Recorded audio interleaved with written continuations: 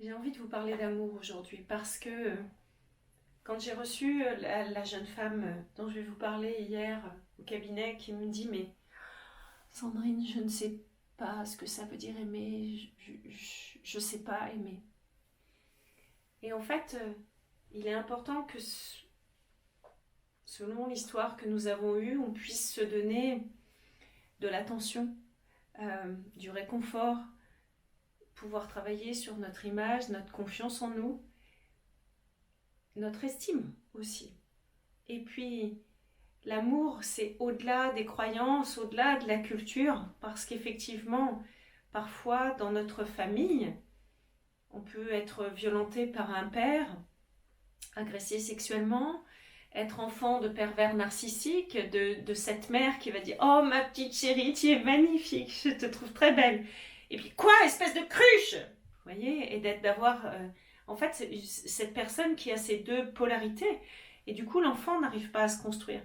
Et je rassurais cette jeune femme en lui disant, mais en fait, à travers la séance de EFT, comment vous pourriez être en capacité d'aimer alors que vos repères sont complètement décalés par rapport à vos valeurs?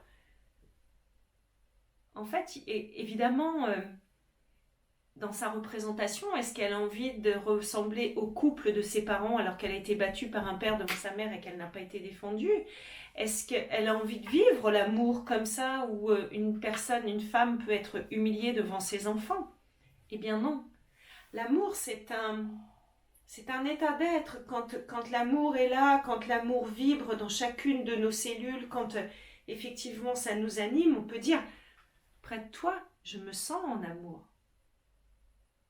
C'est ça, je t'aime.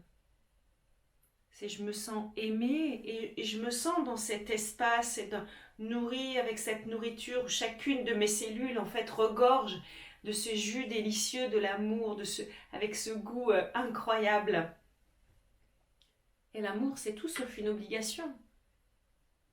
Et parfois, effectivement, c'est empreint de conditionnement, à dire mais en fait, mais si on s'aime, regarde, notre famille est belle, on a une belle maison, on a des beaux enfants, on va préserver ça au nom de l'amour.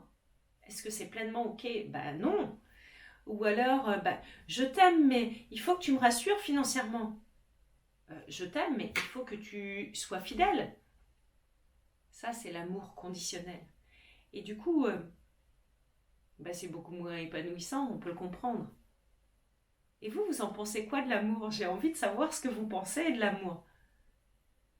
En tout cas, dans tous les cas, ce que je voulais dire, et notamment aux personnes qui suivent mes accompagnements et qui sont victimes d'abus psychiques, physiques, sexuels, dans le cadre familial ou bien au travail, eh bien c'est qu'en fait tout est possible. On peut réapprendre à aimer, apprendre à aimer, trouver de nouveaux repères.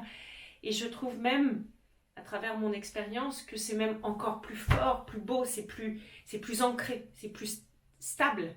Euh, alors, il y a des ajustements à faire en fonction des histoires de vie que l'on rencontre, mais en même temps, c'est tellement beau et tellement fort. Donc, tout est possible. Aimer, aimer, aimons-nous.